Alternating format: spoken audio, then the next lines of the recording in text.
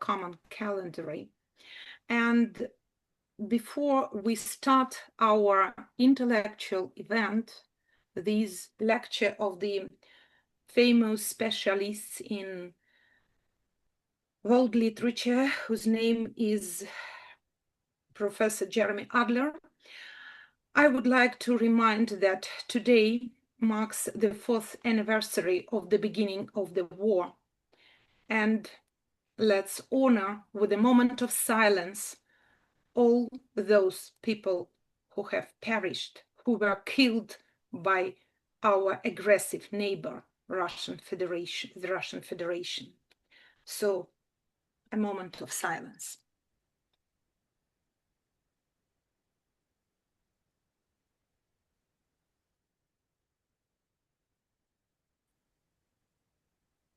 Thank you very much. Thank you very much, dear friends.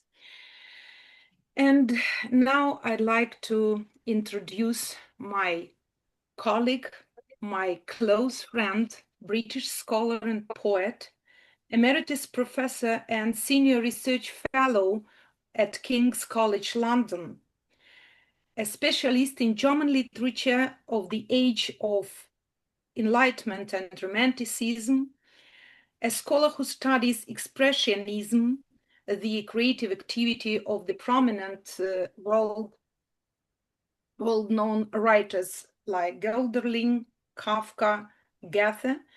And today we have a great honor to listen to his lecture about world literature. Why it is so important for us today and why we have decided to choose this very topic for this particular day.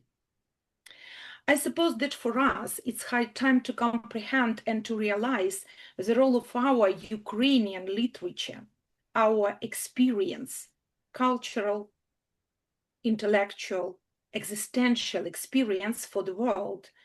And here in our virtual hall, we have the representatives of different spheres of philology.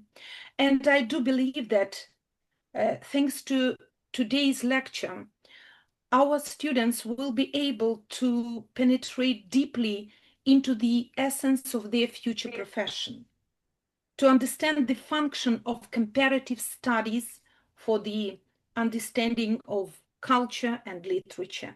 The role of for literature historians, it is very important to understand that we should write the history of Ukrainian literature for the world, not only for ourselves. And one point that is also very important, I do believe that our future translators will be able to comprehend the mission of the translation, the mission of themselves in future, because you are our students, must build and strengthen the bridges between our nation and the world. So I'm very happy to introduce Professor Джеремі Адлер, and we'll start with preliminary remarks, if I'm not mistaken. Yes, Jeremy? So Jeremy, that's right, the yes. floor is Thank the you. floor is yours. So, Natalia, thank you very much for inviting me to speak and for inviting me to speak today of all days. I want to start by saying I am with you to let you know that among the first items on the news today in Britain was Ukraine. The very brave journalist in Moscow went to Ukraine today, was in Donetsk, and reported on the BBC News in great detail about what he found in Ukraine, and that he said everybody expected Ukraine to be on its knees, and he found that the opposite was true. So I want to tell you all that you are always in our newspapers every day. The journalists look for new things to say about you to interest the public, but you are always with us. I want to make a very personal statement that I wouldn't normally say, but in a way it gives the legitimacy to my talk. My grandfather was imprisoned in Siberia. My father was imprisoned in Auschwitz. My sister, you see, I'm all muddled. My wife, my wife was persecuted by the Russian secret police in Czech Republic. And if she went into a lake to swim, a secret policeman would swim beside her, following what she did. And in 1989, however, I was in Prague for the Velvet Revolution and met Havel and his wife and his brother when everything changed. Now, I want to show you something very special. This knife was made for my father in the concentration camp. If the Gestapo had found it, he would have been executed. But it's here today. What am I trying to tell you? I am with you, and in spite of all these terrible events, I am here.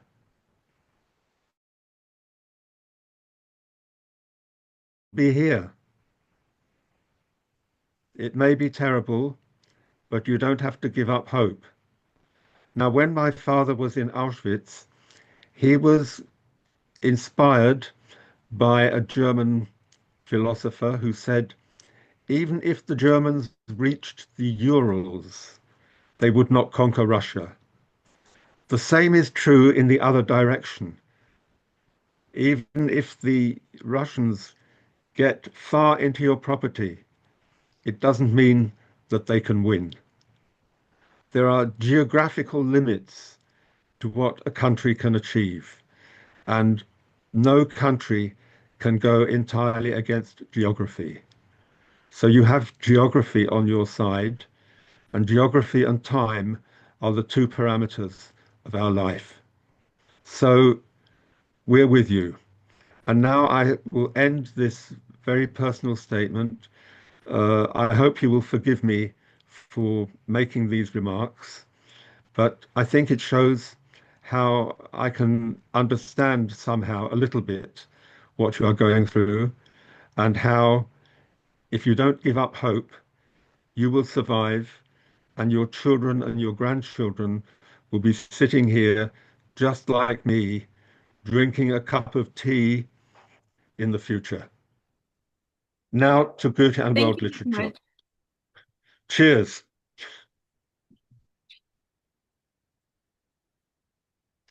So you will all have seen the handout for this lecture that Goethe conceived the idea of world literature in 1827, almost a magic number ago. Today we are 26, that was 27. And so it's practically 200 years ago that this concept was created. Goethe meant two main things by world literature. The first that he meant was the cooperation between scholars internationally to make a shared literary activity. And by world literature, he didn't just understand poetry and literature, but also science as well. If you look at the second quotation, number 2, you see he's speaking to natural scientists in Berlin. So world literature is far more than simply creative literature.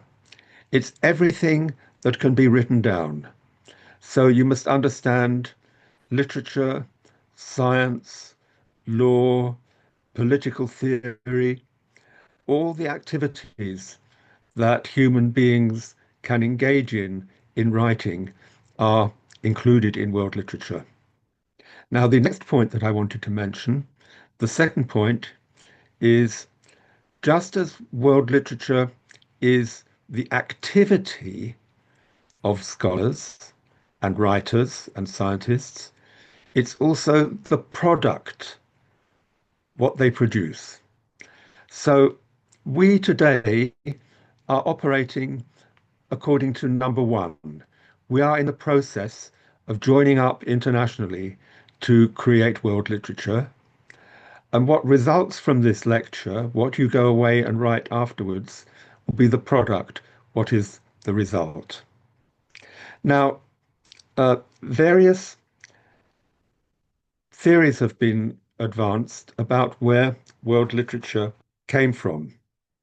And one of them is that it was inspired by Herder, who is on your list, and whose book I have here.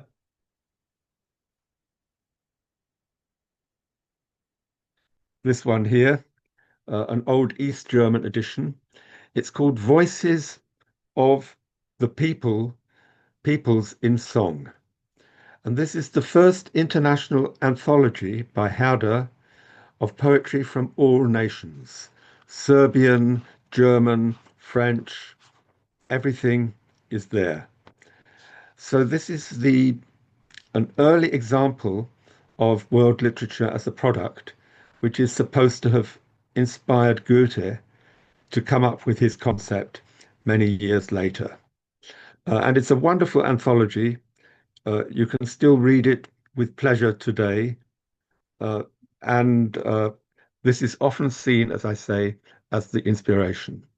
But if we look carefully at what Goethe says in quotation number 3, we will see that he mentions two other sources apart from literature as being the inspiration for world literature. One of them, if you look in line 2 to 3, he talks about the most terrible wars. He's talking about the Napoleonic Wars from the late 19th century until 1815, when Napoleon was finally defeated. So the background to world literature is war. That must mean, in other words, that the world literature is a process of peace. World literature has the function of creating peace between in order to overcome war. So what we're doing today is active resistance to war, to replace it by peaceful activity between you in Ukraine and me in London, coming together to form a group who will join in the discussion today. And later today and tomorrow and the day after, we'll go off in our different directions and spread this word. Now, there is a second background piece in this statement by Goethe, and he refers to the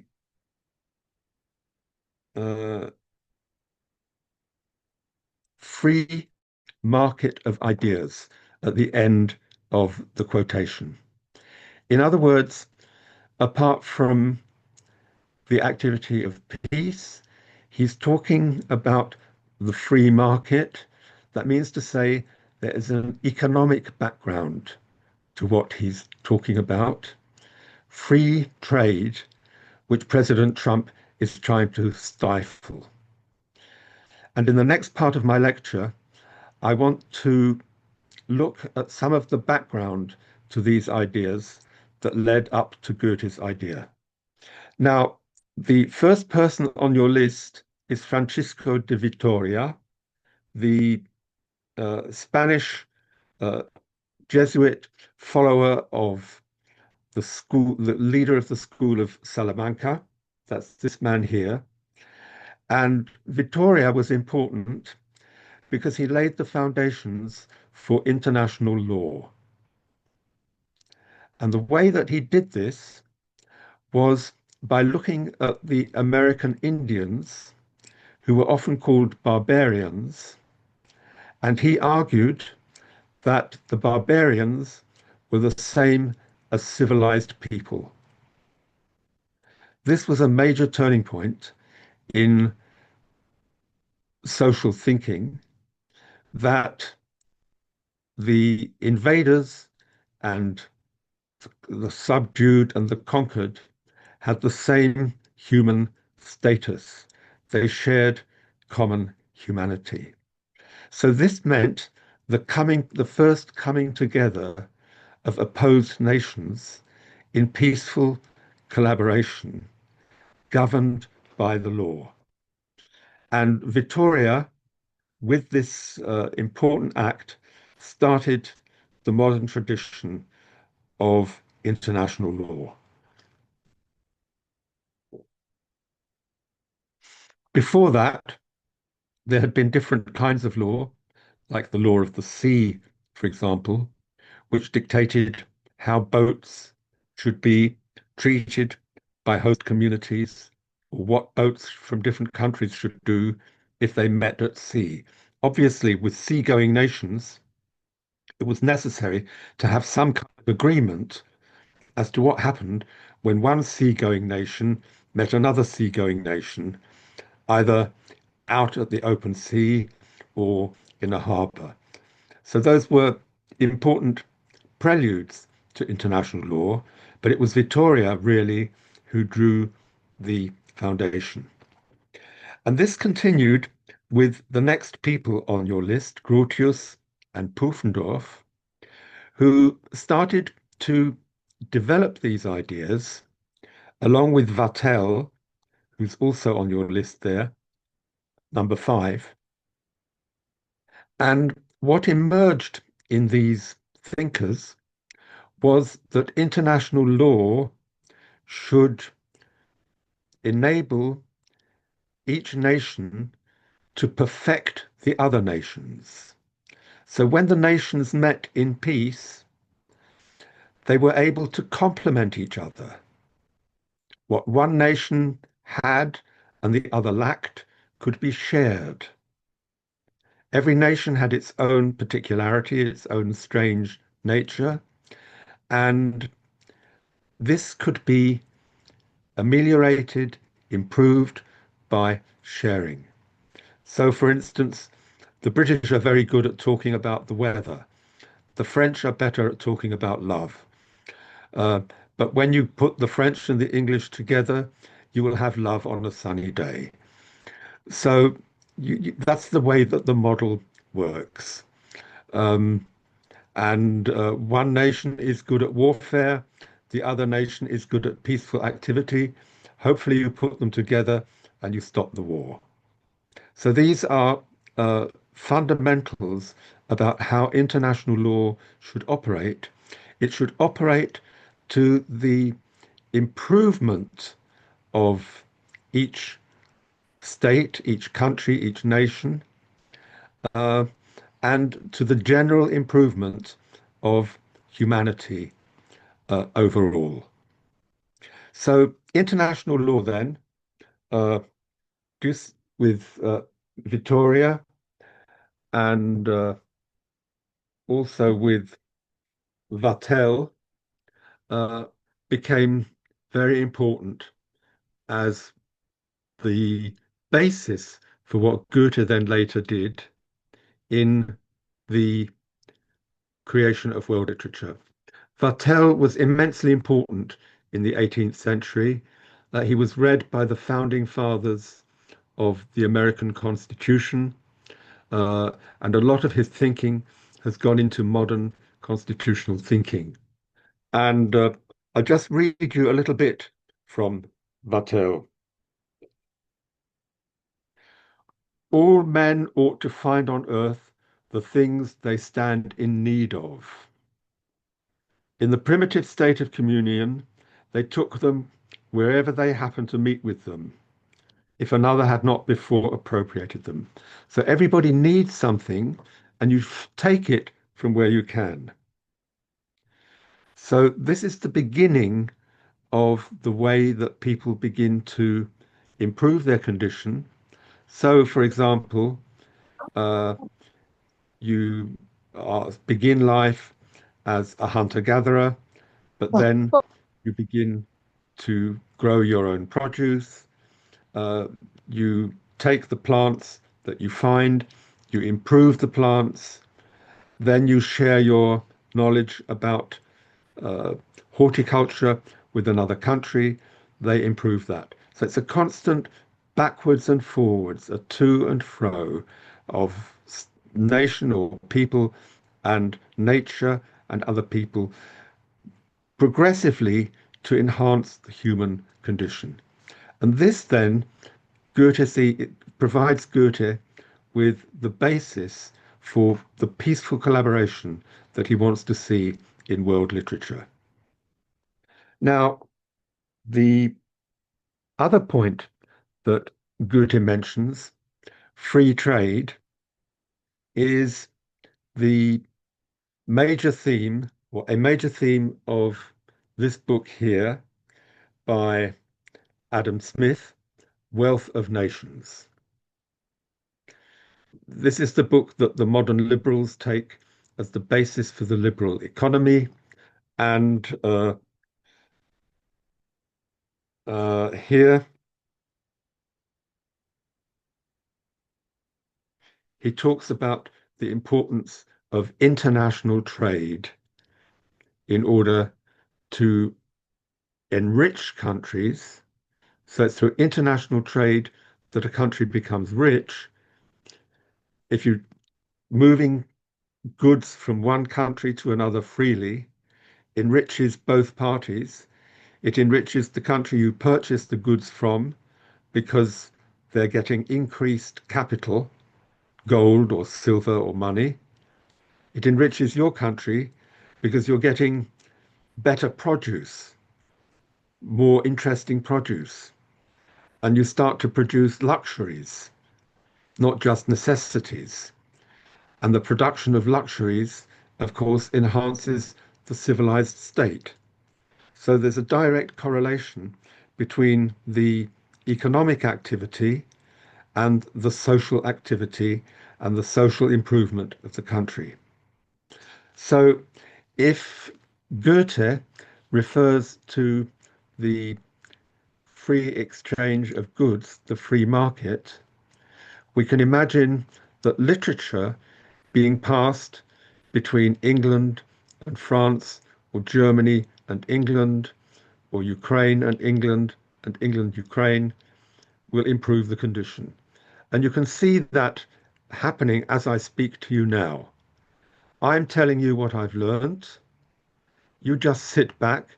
You don't have to do very much, but you're being given immediately something new, which you then can use in your conduct with other people. So there's what we see then is an exchange of goods and what the 18th century called the free exchange of ideas. It's essential in modern societies to have the free exchange of ideas, and regimes like the Russian totalitarian state under Brezhnev and Kosygin and so on tried to prevent that stage. But what happens if you prevent the state free change of ideas, of course, is that your country begins to stagnate. You can't. I'm sorry, dear Jeremy, I'm sorry, we are having air alert now, so I want everybody to be safe, and if it is necessary, you may leave our virtual hall and join us after the siren. So be careful and stay safe. So I'm sorry, what would you Jeremy, like me to do? sorry for interruption. Would you like me to stop We now? are going on. No. We are going on our lecture. I only want to emphasize the fact that there is air siren or air alert in some regions of Ukraine, and we see a lot of universities here. So I would like everybody who feel that it is very dangerous for him to be in our virtual room and listen our lecture to leave it and then to join us again. Okay, you may go on. Okay. Thank you. Sorry for. So good luck, everybody. Get to safety. It's more important to preserve your life than to listen to me. So people like the chemist and theologian Priestley, who I've got on my list here, were advocating free exchange of ideas as a basis for human intercourse in different societies. So we've got peaceful activity, free market, free exchange of ideas, international law, all being foundations, theoretical foundations for what Goethe was attempting to do through world literature. Now, this puts another dimension to the story, which I would name at this point. I don't have all the names on my list, but what I'm referring to next is the attempt in Europe in the 18th century to establish the basis for international peace. This provides a further foundation for what Goethe is trying to do. There are three people in the 18th century who developed a plan to establish universal peace on earth. They are the Frenchman Saint-Pierre, the Frenchman Rousseau, and the German Kant. Saint-Pierre, Rousseau, and Kant, all of them came up with the project to establish universal peace. And the way that they see this, for instance, Kant, is to create a international federation of republics that would share their political ideals and remove the desire to make war with the other states. So this provides then a further theoretical piece of background to what Goethe was trying to do. Now, Goethe does not enter into all of these points because he's writing as a man of literature and science, and he doesn't want to overload his project with all this ballast of history. He acts immediately about world literature today in 1827 and 1828. Now, there is another and final piece of background which I'd like to mention, and that is the problem of the Napoleonic Wars. And when Goethe refers to the Napoleonic Wars and talks about the resolution of the situation, that's to say the re-establishment of peace in Europe, there are two significant historical moments which Goethe must have in mind. The first of these is the Congress of Vienna of 1814 to 1815, which established the basis of the European peace until the First World War in 1914. So the system worked out at the Congress of Vienna held good for 100 years. And the way that this was designed to work was by creating what you have heard of as the balance of powers between the different nations. A primary thinker in this was the German politician Friedrich Gentz. Metternich also believed in this idea, and so did the British Foreign Secretary Castlereagh. All of these men at Vienna in 1814 to 1815 sought to create a balance of power in Europe. And there are two important things that I want to mention. Even though France had caused all the problems with the Napoleonic Wars, In the Congress, France was admitted to the table.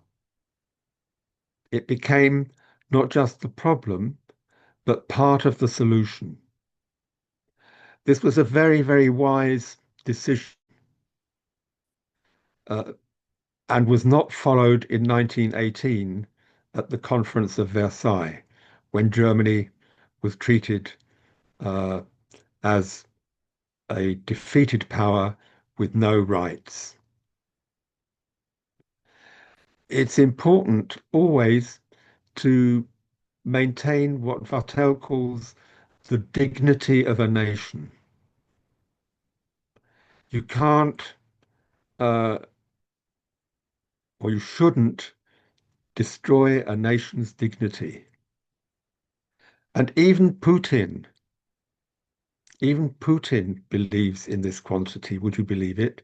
When he said to Trump, I won't cause another war if you treat us with respect. So even the worst aggressor wants to have some dignity. And if you remove the person's dignity, you essentially remove their right to life. You are then committing another act of murder. So it's a very difficult area, and you have to swallow hard. But if you want to establish some kind of peace, this is necessary. And in Vienna, in 1814 to 1815, there was a recognition that France maintained its dignity. Now, this system resulted in what became known as the Concert of Europe, which lasted from 1815. Concert here is not meant as a musical term. It's the concerted effort of Europe, the combined effort of Europe to create peace.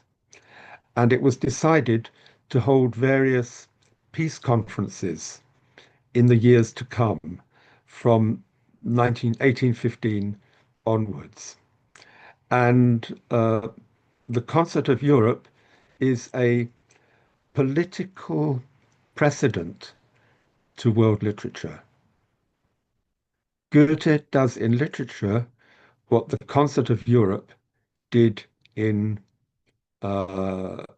world politics. So Goethe is continuing a very long tradition, bringing it completely up to date and making it practicable, possible for everyone to collaborate. Now imagine Goethe had just gone around shouting in the streets, we've got to make peace, we've got to make peace. No one would know what to do. What are you going to do? But by pointing towards world literature alone, he immediately gives us something practical that any individual can engage in. So he reduces the ambition of his project to make it fulfillable by ordinary literary, scientific people such as ourselves. So world literature is not just an ideal, it's also a very pragmatic, practical way in which to deal with the problem of war. Don't think about peace. Don't think about ideals. Think about practical collaboration. Now, in the 19th century, when this system was used, one of the main aims was to prevent Russian expansion. Just as they didn't want France in the West to become dominant and to upset the status quo, the European powers wanted to keep Russia in check as well and prevent Russia from moving westwards. And by bringing Russia into the table, into the discussion, they were able to exert pressure on the Tsar not to expand.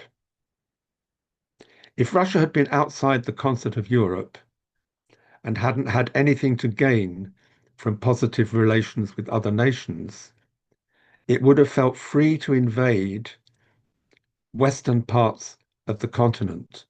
But by drawing them into the system and acknowledging them, they also limited them. Now, I don't know what that means for today, and I don't really I want to go too much into it. President Trump obviously doesn't understand this. Putin certainly doesn't understand it. But there are ways in which powers can be brought together to limit themselves in their own self-interest. And it would certainly be in Russia's self-interest now to limit itself rather than to risk the problem of yet another million Russians being killed. And you have to make a country realize that in its bad behavior, it's not just wounding its enemy, it's destroying itself. Now, world literature, then, what am I telling you with this analogy? Requires self-consciousness, self-awareness.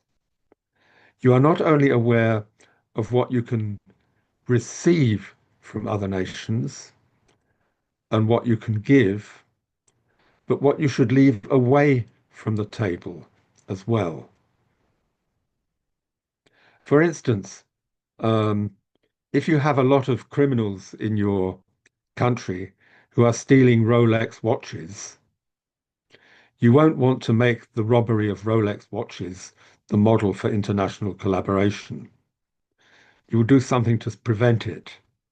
So joining with others also means self-limitation, reduction of the sphere of influence in order to enable progressive understanding.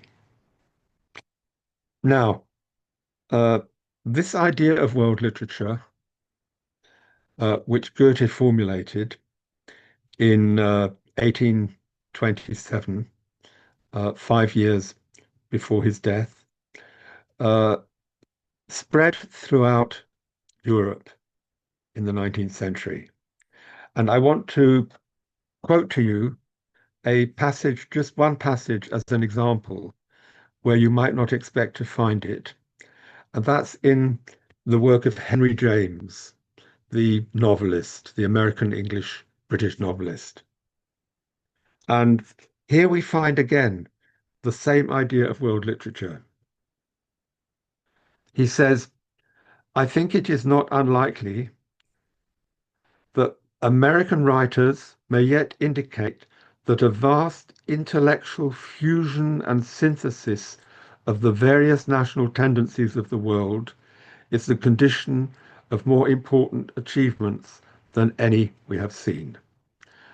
So he talks about a vast intellectual fusion and synthesis, a vast intellectual fusion and synthesis.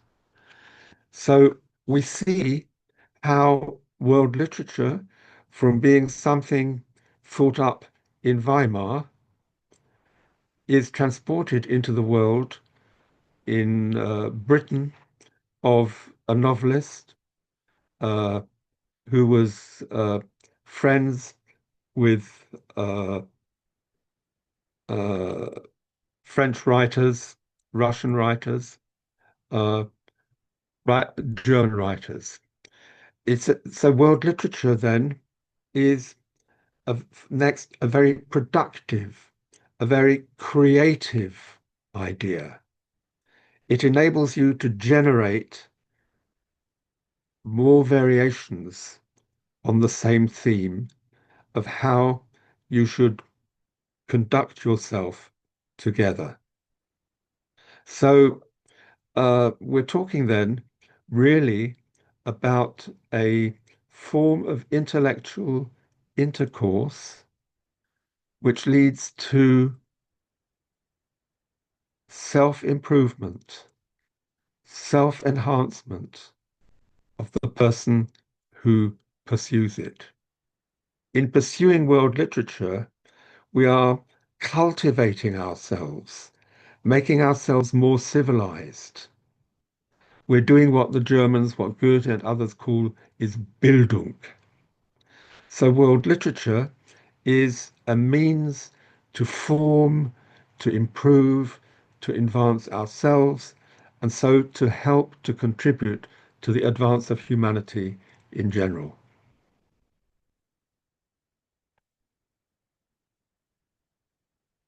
So,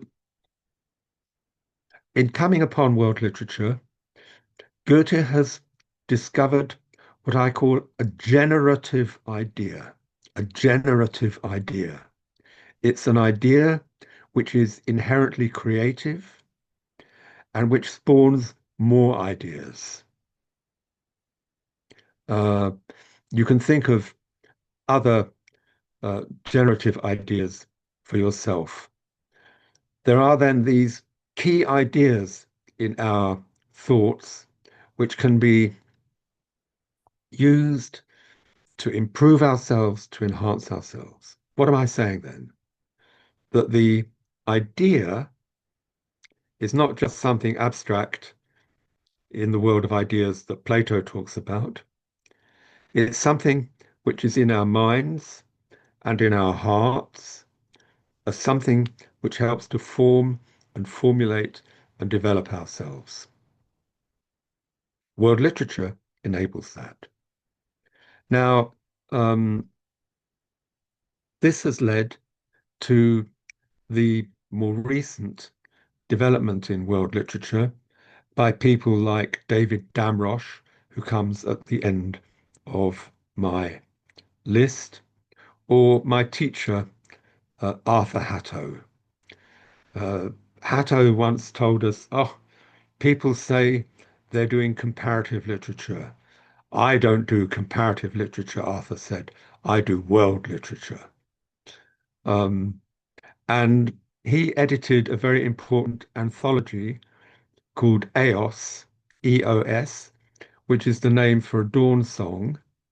And EOS brings together about 30 different languages and literatures into one book. I'll show it to you now.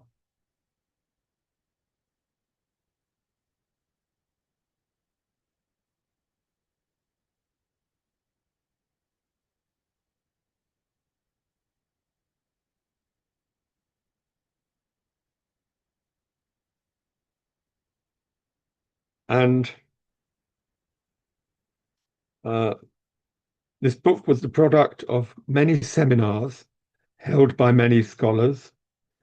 So we have Egyptian, Chinese, Japanese, Korean, Mongol, Turkic, Indian, Burmese, Siamese, Indonesian, Malay, and so it goes on, Welsh, Irish, Bulgarian, Russian, Lithuanian, Estonian, and so on. So it's a vast enterprise, an example of doing world literature, and it was funded by UNESCO, which was created after the Second World War to achieve cultural integration of the nations. So on the one hand, the scholars, on the other hand, the politicians, and also the fund givers all came together to make this extraordinary volume. So this man, Hatto, is my teacher, and he lived to be almost 199, and together we had plans to write a sociology of literature.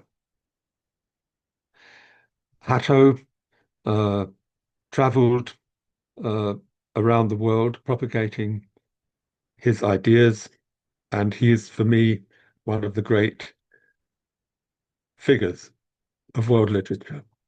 So, Goethe then has created a concept, he's created a mood, he's created an instrument for bringing together world literature, world science, world scholarship under one overall umbrella with the overarching intention to bring about peace in the world. And that must be our distant goal, even when we are pursuing smaller, practical efforts like going to a seminar, attending a lecture, writing a seminar paper, or asking questions of our teachers. And that is where I will stop and allow you to ask me questions about things that matter to you, because we can only operate if there are two parts in this conversation, you and me. And so I have to stop talking at some point, and this is that point when I give you the chance to reflect, to ask questions for information, to disagree with me, to come up with alternative ideas of your own. So thank you very much for listening to me. I hope everybody in the air raid shelters is okay. You will be okay. We know that. And there, I thank you very much for being with me and spending your time with me on this day. May it be a day in which what began is reversed. Thank you. Thank you very much, Professor Джеремі Адлер. And we are to start our discussion. We have half an hour for discussing some crucial points. And it seems to me that for all of us, it is very important today to understand the way of thinking of European intellectuals and to have a kind of dispute or discussion probably. So you are free to express your ideas. We should think critically. And as Professor Джеремі Адлер has just mentioned, free exchange of ideas is extremely important today. It is very important for us because idea is not something abstract, I quote. It is something that is in our minds and in our hearts. And it seems to me that there are a lot of things for us which we should reflect, which we should analyze. And one of them probably the idea of dignity of a nation that looks a kind of shock for some of us. And that's why let's try to understand each other, first of all. And let's try to considerate on the point, can world literature be an instrument, a powerful instrument of peace-making today? So I invite everybody to participate in our discussion, to put some questions, to share their own ideas, their reflections. And as far as I see, there are some people who raise their hands, Богдан Біляєв, then Irina Безродних. Well, and who will be the next? You can show it with the help of the signs. Bogdan, you're welcome. Yes, thank you so much. So I would like to say thank you for such a brilliant speech. And of course, there are two questions. So the first one I would like to ask you, does Goethe's idea of world literature hide the risk that differences in the development of national literatures could affect the free exchange of ideas? So, for example, we have English literature where it has had a continuous tradition since at least the 14th century. So, for example, it's Geoffrey Chaucer, while Ukrainian national literature began much later,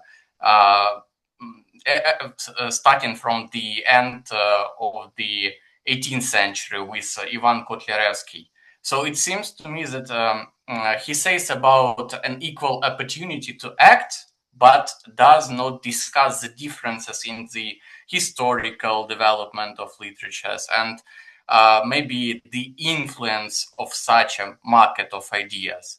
And so can this exchange of ideas can be used for cultural and economic dominance, in your opinion?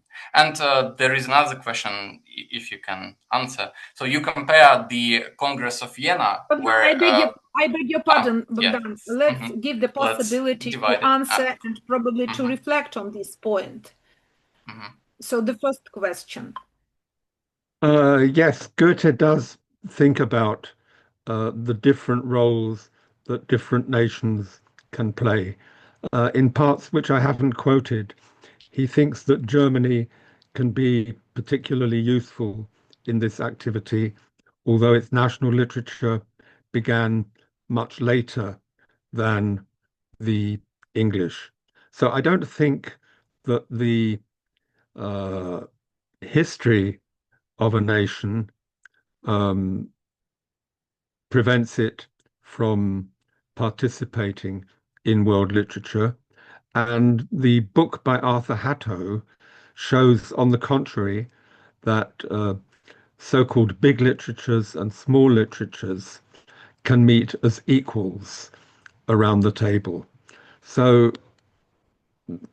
the fact that a literature began later, that it has less great books, that it is less, that its public is smaller, I don't think that that lessens the opportunity for it to take part in world literature.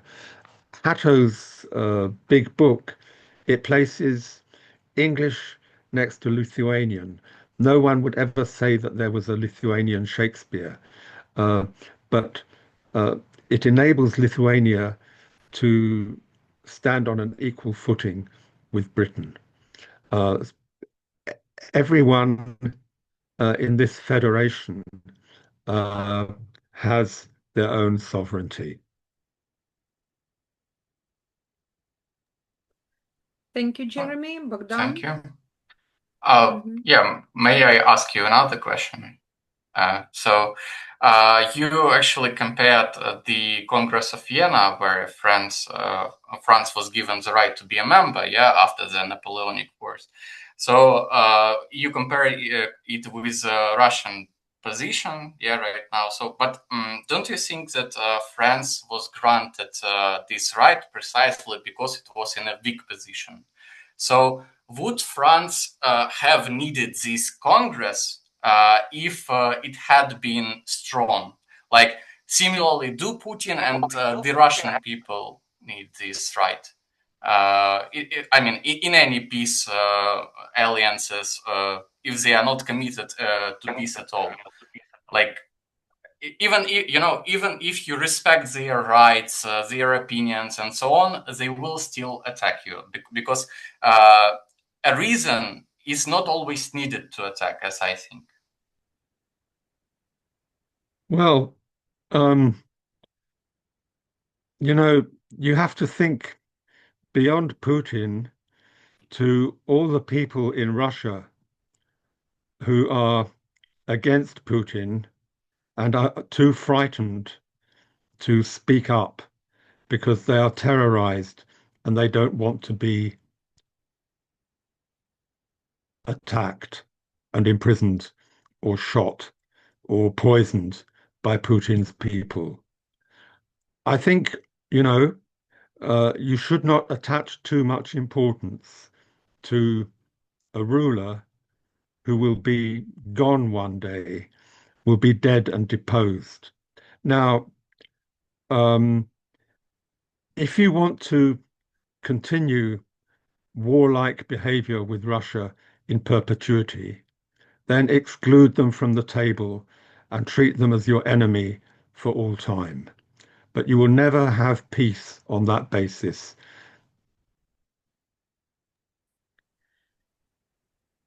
It is a very difficult political I'm not talking about Jeremy. how it should be done. I'm not talking about how it should be done and so on. These are all things for the future. But You have to give a chance to the millions of Russian people who basically agree with you, but are not able to speak. If I were to be judged by the behavior of Prince Andrew, I would not be very happy.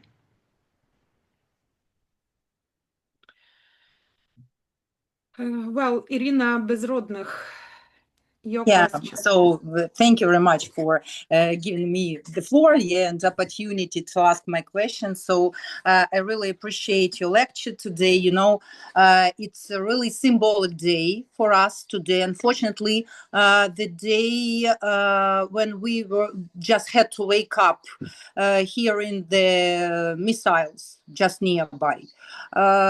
We currently, me with my family, we live, not just currently, yeah, but in fact, we live in Dnipro, which is unfortunately quite near the Donetsk region. I must say also just a few words that my husband, he's Georgian.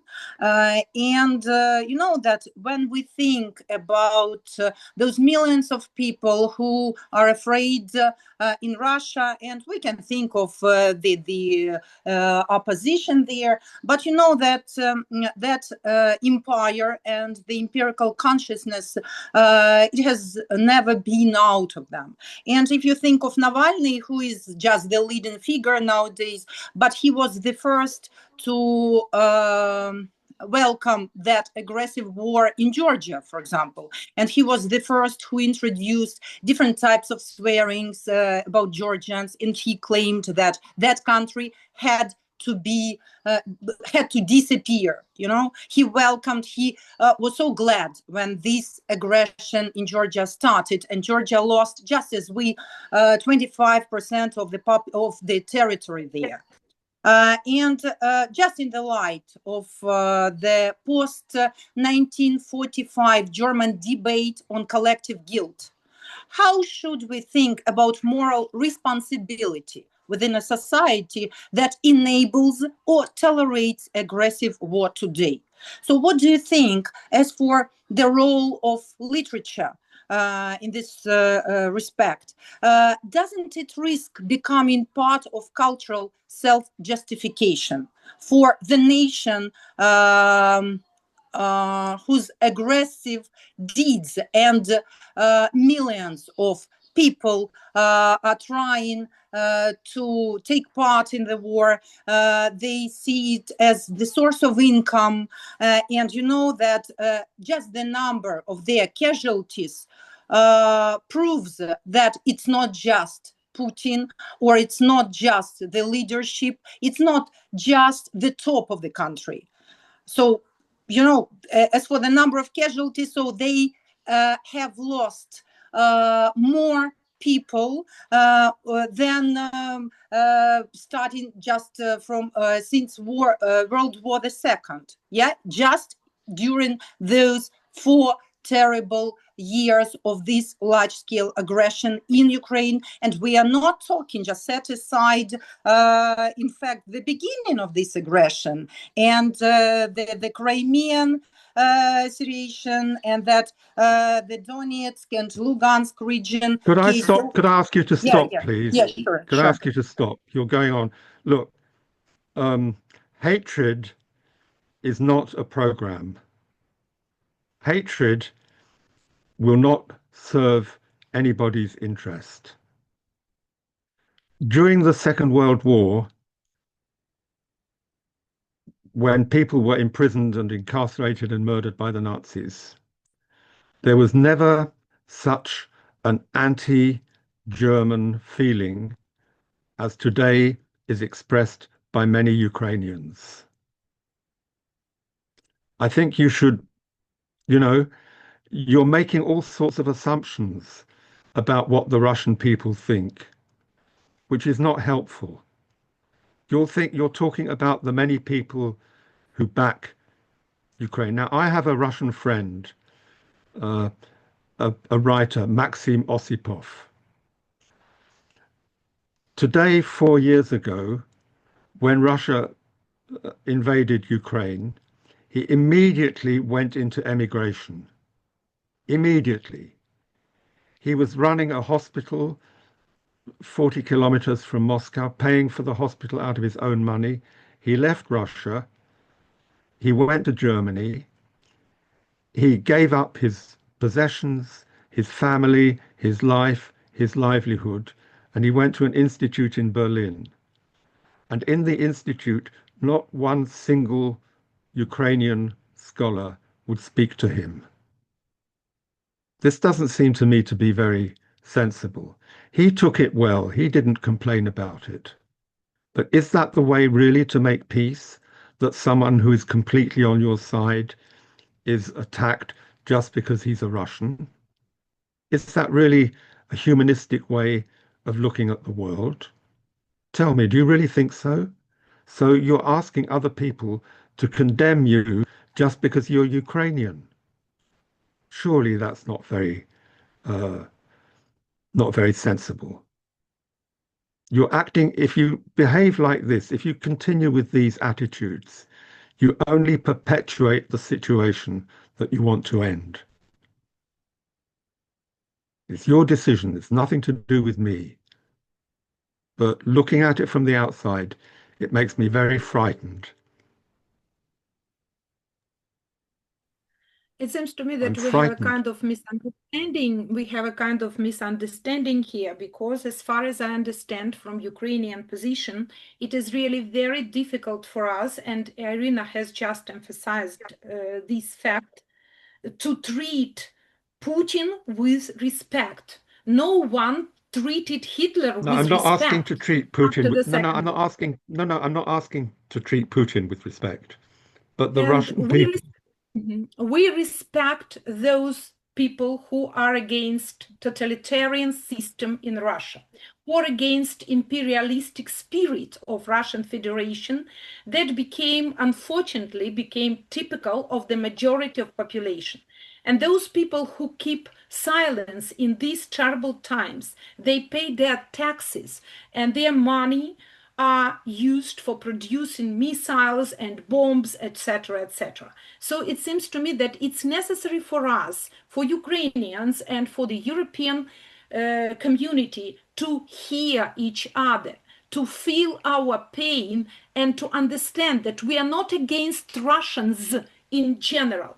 We are against those Russians who are invaders. We are against those Russians who are paying their taxes and who insist on participating in intellectual conferences, living in Moscow or St. Petersburg or some other Russian cities, who insist on taking part in the Olympic Games, in Paralympic Games, in which those soldiers who lost their legs and hands during the war in Ukraine are trying to show us what? The force of their spirit or something like that. So, Jeremy, it's really a very, very difficult question. And we should, or we would like to understand, what is the role of literature? What is the role of culture in this situation? Maxim Brichka. It was just a remark. It was my comments to the discussion. Maxim. Thanks a lot for the lecture. And so I have a question regarding translation. So many texts of world literature haven't yet been translated into English, which is the lingua franca today. But they can shed light on the understanding of the literature of a particular nation and its ethos. There are still too many gaps. So many texts exist only in national literatures, but are not visible to the world, although they may be valuable for understanding the national context and consequently the global one. So how does the uneven circulation of texts challenge Goethe's optimistic vision? What Goethe advocates is more translations, more spreading of texts. So I would say the answer is his optimistic ideal should be an inspiration to nations to produce translations and to fund translations so that literature can be better known. Now, it's ironic that because of this situation, Ukrainian literature is being read in Europe far more widely than ever before. And a literature which would not have attracted many readers now has thousands of readers. So it is possible, going away from the present situation, it is possible to enhance culture by increasing translation. And England is very reluctant to translate. Germany is more open, and France are more open to translation. It's really up to us to increase that. So I'm fully behind you in the need to increase international attention for hitherto unknown texts. Thank you very much, Thank you. Jeremy. And I would like to add some more facts about this, not discussion, but about this point. Probably you know that Джеремі Адлер is one of the members of editorial board of a very interesting and prestigious journal, research journal that is called Eastern Europe. And in the previous issue of this journal, the texts of Ukrainian poets in English translations were published. These texts are about our war and about this terrible situation we have to be in. And as far as I know, in the next issue, Jeremy is going to publish the texts written by you, by the students from Ukraine, by students of Zaporізька, Dnipro, Kiev universities. These texts are their own reflections and their rememberings of the first days of full-scale aggression. And it seems to me that it is very important mission to show the world, to discover our minds and our hearts by means of literature, by means of texts and translations. And I'd like to use this possibility to express my sincere gratitude to Professor Джеремі Адлер, who is constantly helping us to make these bridges between cultures, between nations, and between literatures. Elena Kush, your question, please. Could I just make a point there, and then we go to the next question? The journal is called Central Europe. Central Europe. I'm sorry, I was mistaken, probably. Central Europe. No. It's called Central Europe. And if you Google Central Europe, Voices of Ukraine, you will find the things that Professor Torkut has just mentioned. And in the next issue, we will be publishing works by 11 Ukrainian students. It should be out in the next month or so. So Central Europe, Voices of Ukraine. There are 3 issues so far. And the next issue should be very interesting. We have a piece by the Ukrainian Nobel laureate about Auschwitz, a very wonderful piece. We have 2 lectures by Karl Schlögl, the great historian of Eastern Europe. So look out for it on Google, and maybe you will be contributing to it one day as well. Forgive me for making this little advertising slot. Thank you very much for this advertising and for your support of our students and our young poets and our translators. Elena Kush, we have some minutes. I suppose that we have 10 minutes. Elena? Thank you so much. Thank you, dear professor, for your wonderful lecture. Thank you, dear Natalia Galena, for giving me a chance to ask my question. And I would like to understand maybe, how do you see the relationship between language choice and national identity in context where literature becomes a site of political resistance, as in Ukraine? I'm not sure if I fully understand your question, but let me try to say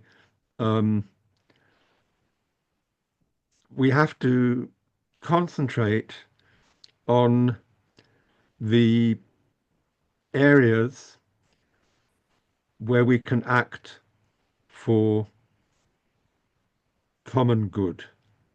Now, you know, you can think about going to the supermarket, or you can look after your cat.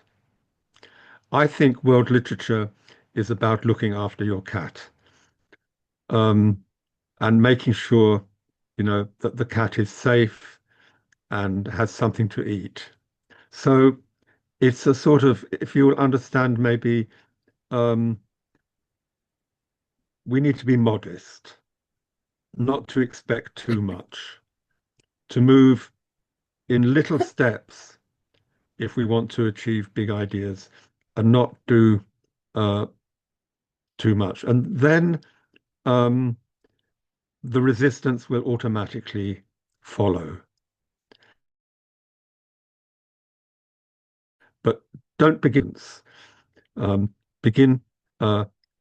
Write down your own story in your diary. Read what your neighbor says. Show your memoir to a friend.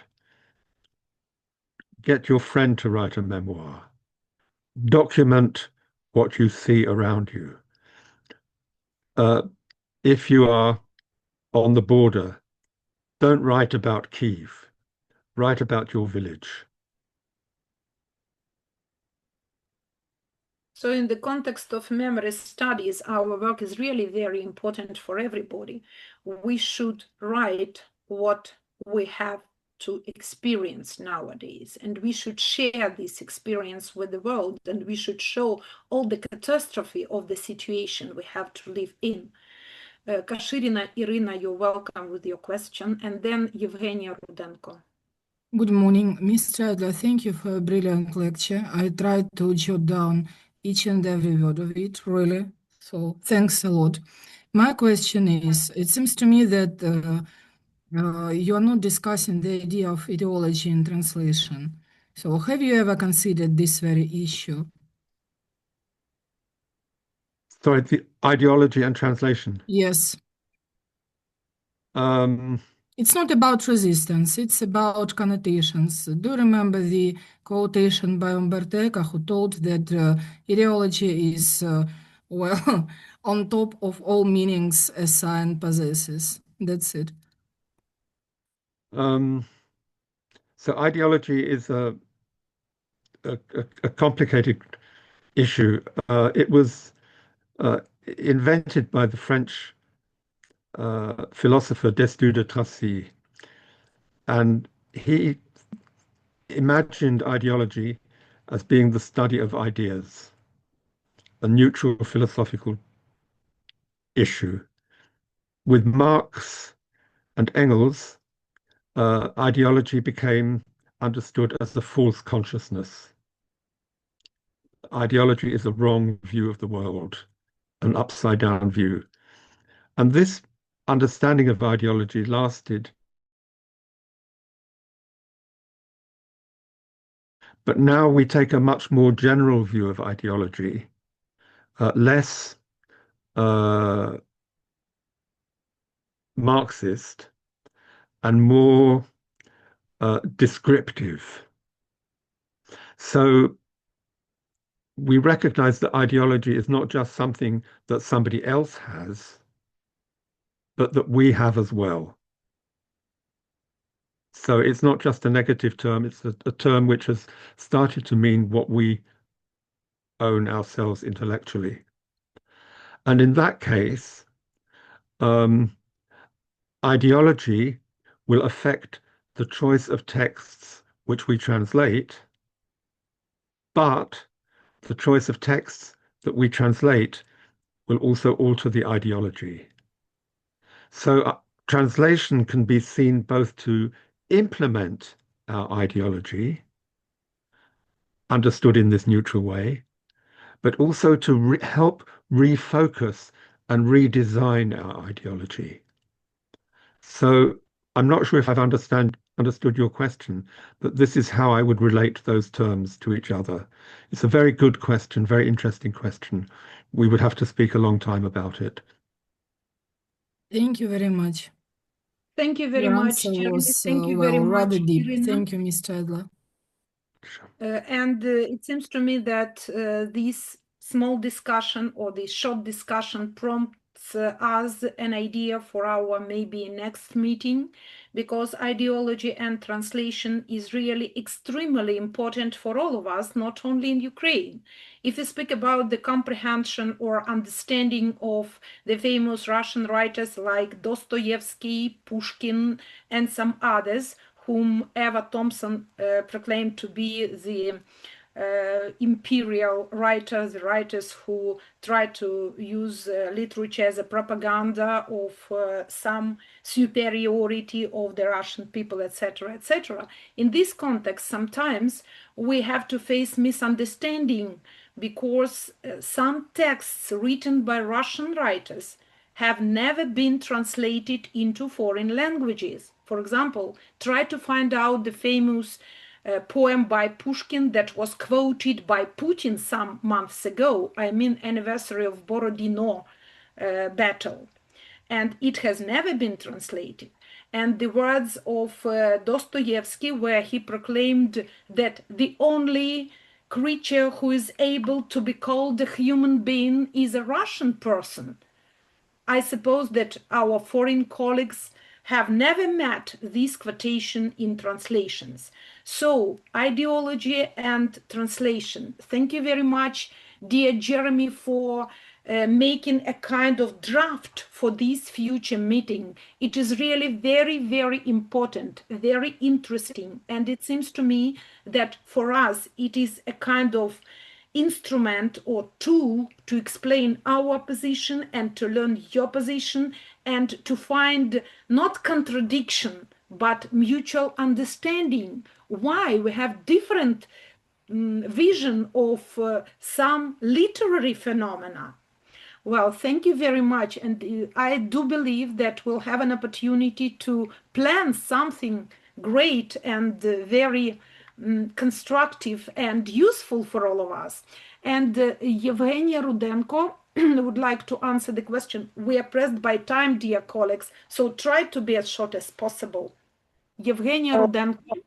Yeah, okay. I'm here. So, dear professor, I saw the information about your internet, and since your research deals so deeply with German classical literature and its humanistic foundations, I would like to ask you something that feels normally today. Many works you study, including those by Goethe and Hölderlin, explore the conflict between the individual and the state, more responsibility, and the dangers of political fantasism. Do you think these literary ideas can help us understand maybe the nature of modern political violence, such as the war in Ukraine? And can classical literature offer a meaningful language or framework for thinking about the human responsibility when there is a clear asymmetry between the aggressor and the victim? Thank you. Yes, another good question. All these questions are very helpful. Yes, I do think that classical literature, world literature, can help. Firstly, by nourishing the soul and by giving us more life enhancement. I'm terribly shocked to look at everything and to see what I read from Ukrainian students, at the devastation that this war has caused, the loss of innocence that this war has brought about, the constant pain and suffering which is unimaginable. And I see it in all your faces, and it really moves me to tears. But great books like Werther or Faust or King Lear or the Odyssey, they can help give us hope and strength, and show us that we're not alone. And that is so important. In Auschwitz, the writer Primo Levi recited Dante, and this gave him back his dignity. So let's read the great classics for pleasure, for inspiration, and to pass on only goodness and greatness in the world. Thank you very much for your inspiring answer, Jeremy. And I would like to say that a lot of our students are trying to read texts, to read classics being in the shelters, and it helps. The process of reading helps us to strengthen our resilience in this terrible situation of war. And I see that Roman Storcheus Storcheus would like to ask a question. You're welcome, Roman. Thank you, Jeremy. Thank you, your lecture. I born in Donetsk region, and I study in Donetsk from 2010 to 2014. And I have seen when Russians invaded to Donetsk region. And my question, you have mentioned about peace. What kind of peace we're talking about? Could you explain your point of view? Thank you. So that's a very good question again. So I think the first piece must be ceasefire. Stop killing people. Stop killing other people, and stop having your own people killed. That's the first step, and that's the basic step. Then you move on from that, from hatred of your opponent, distrust, fear, to start to remove certain to spread some kind of justice. Now, somehow or other, the peaceful situation has to be established on the basis of justice. So criminals must be held to account. They can't just be allowed to run away and hide from the rest of the world. So there needs to be either a military a tribunal, like after the Second World War, or the International Criminal Court has to be brought in. All the crimes committed against women, which are being documented by your great lady Matviachuk. These things have to be recorded and followed through in a proper legal due process. If you don't have a legal process at the end, you'll never have a proper peace. So that seems to me to be the second step. Re-establishing the rule of law on both sides of the border, by bringing the criminals to justice. Now, you won't be able to bring everybody to justice. And if you put everybody in prison, nobody can govern the country. So you have a very real problem there. But obviously, you need to keep civil servants, policemen, military men who may have committed crimes in position, because otherwise the country, both countries, would collapse into chaos. Imagine you put all the Russians into prison who had committed a crime. The country would collapse. You would have millions of Russians coming as refugees to Ukraine. You couldn't support it. So these things have to be thought about. But I can only give you a very limited perspective. But I know from looking at the history of what happened after the Second World War that many, many people have to be involved in discussion of these things to make it work. And it has to be an international community with Ukraine, America, Europe, and so on, establishing this. So that's my second step. Then at the same time, there must be individual initiatives by good people on both sides to reconcile. For instance,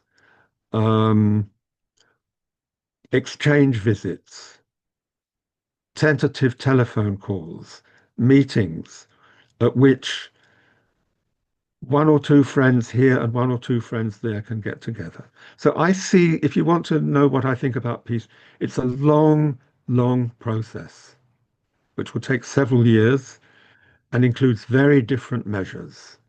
But first you have to stop killing, then you have to accept the rule of law, then you can move forward. And I Thank you think very that's much. Mm-hmm. Jeremy, Okay. thank you. Your answer. 30 seconds. I have conversational with my relatives and I can't say friends in Russia in occupation territory. And I heard one thing. We are false. It's problem in Ukraine, not in Russia.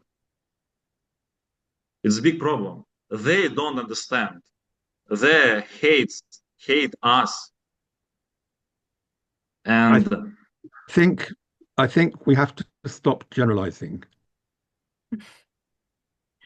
I We have suppose to that bring it down to a personal level of what we as individuals can manage with other individuals. Otherwise, we get trapped in an ideological cloud, and that will only harm us. We have to liberate ourselves from hatred, prejudice, and stereotyping. just my point of view, Nuremberg trials were only possible because Germany suffered military defeat. Its main point.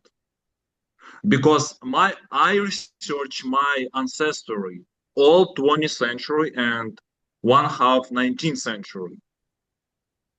And my ancestor died in Holodomor, First and Second World War. And I know it's not theory. Russia must be defeated, and Moscow must be destroyed totally. and Like this is Carthage must be something new destroyed. on this territory. You see, it is not an aggression from It's Roman not about point of people. view. It's not about people. No. It's about If you want, Not about nationality. if you want permanent war, permanent hatred, you're welcome to it. But I am not in your club. Jeremy, it seems I to will me that you never, don't ever- understand No, I will never, ever Roman's position. admit. No, this is not about absolutely. hatred. It's not the way to go on. You are harming yourself.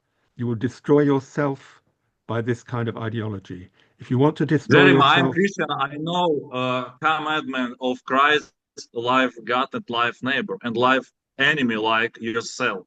Just I know that it's a big problem because we have nothing to talk about. We have nothing to talk about. love This Russians. conversation is this Dear conversation colleagues, is pointless. Dear colleagues, I'm we are sorry. pressed by There's nothing time. to talk I'm about. sorry. I'm sorry. I You just It's not about understand that literature anymore.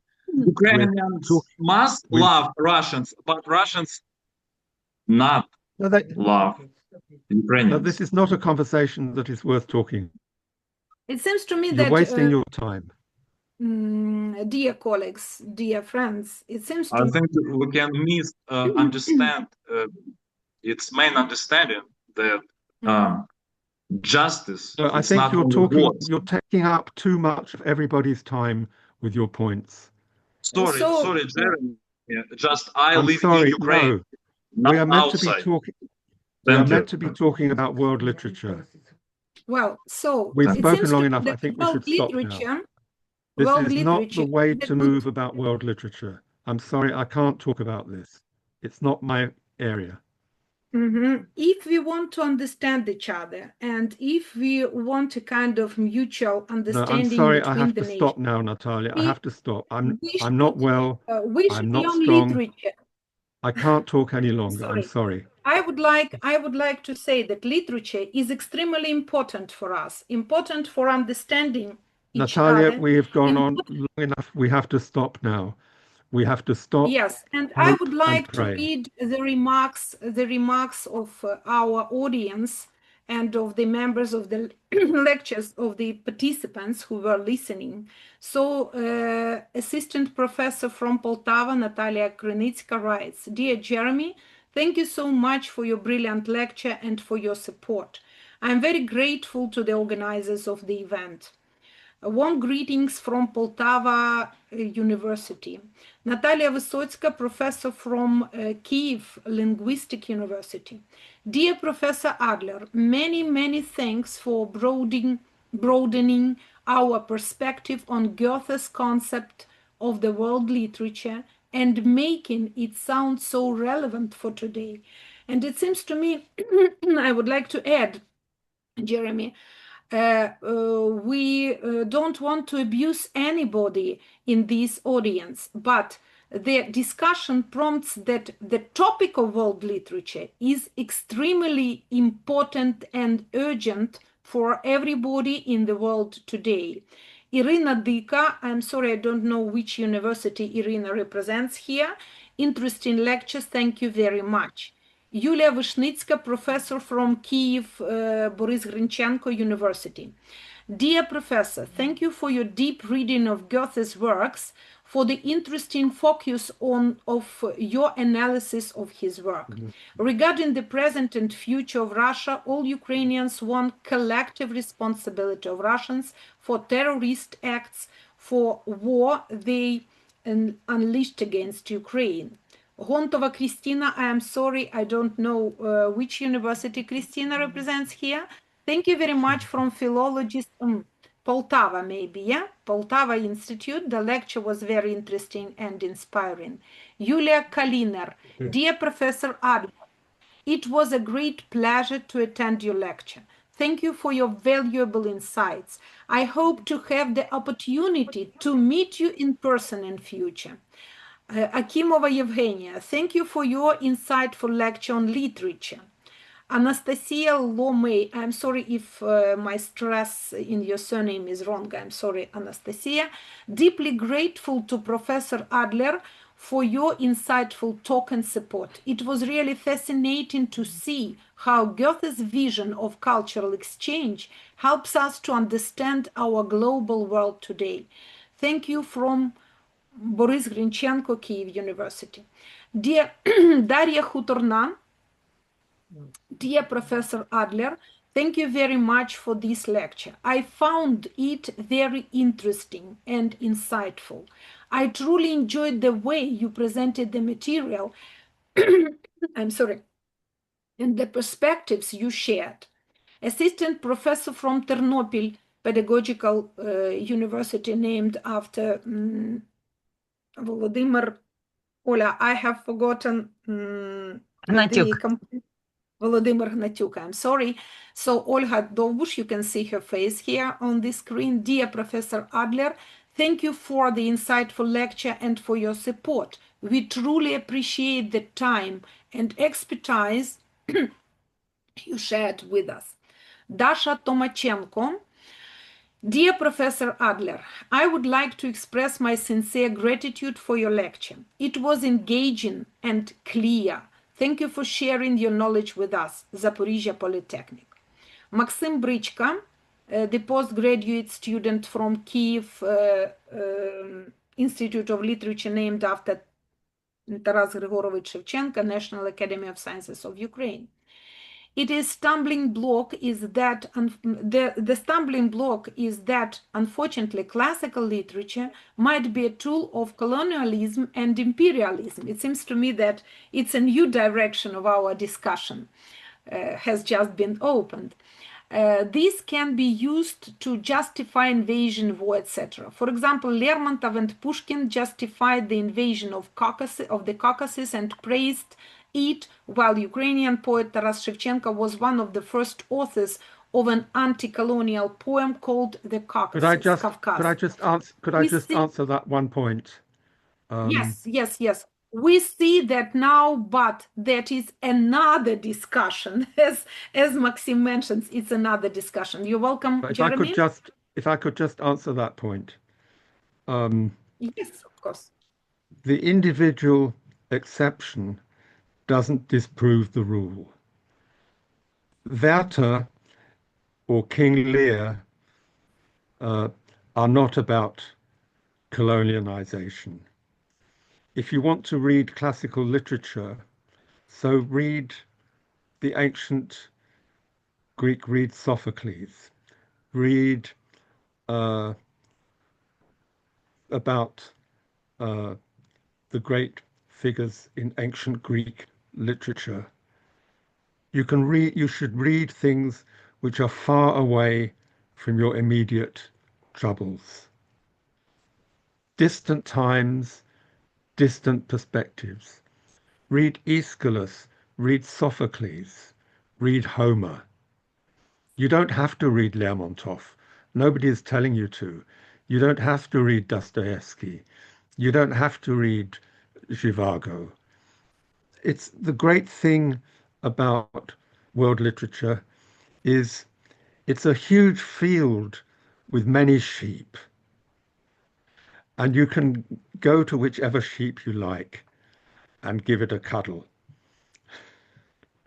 So please, thank you very much. Don't throw out classical literature. Don't throw out classical literature because of one black sheep. Thank you, Jeremy. And it's high time for us to leave our conversation hall, it's better to say, not only the lecture, but the discussion. The only thing I would like to emphasize that probably you remember the final scene of my favorite Hamlet by William Shakespeare, words, words, words, the rest is silence. The only fact I would like to emphasize that the rest is not silence. The rest is the ideas, the thoughts, the conversation, and I'm very much grateful to everybody for this discussion. We should discuss, we should argue, we should start and go on conversation.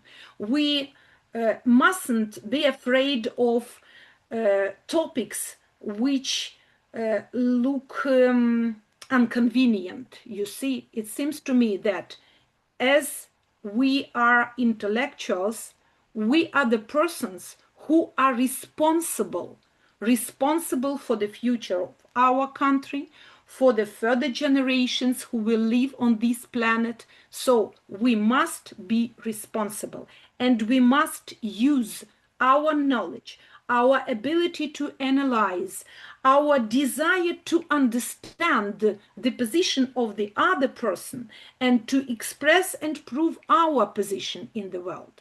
So the rest is not silence. I do believe that we'll be able to meet again. Absolutely. The rest is not silence. When Iago says, what you know, he is being cynical. We must remove cynicism from our perspective and replace it by hopefulness.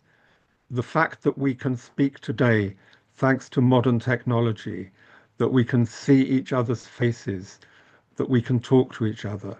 This is such an extraordinary advance in civilization that we can reach across.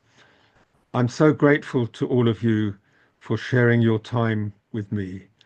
I'm really touched that you should listen to this stupid old professor from England talking about not Lermontov, but Goethe.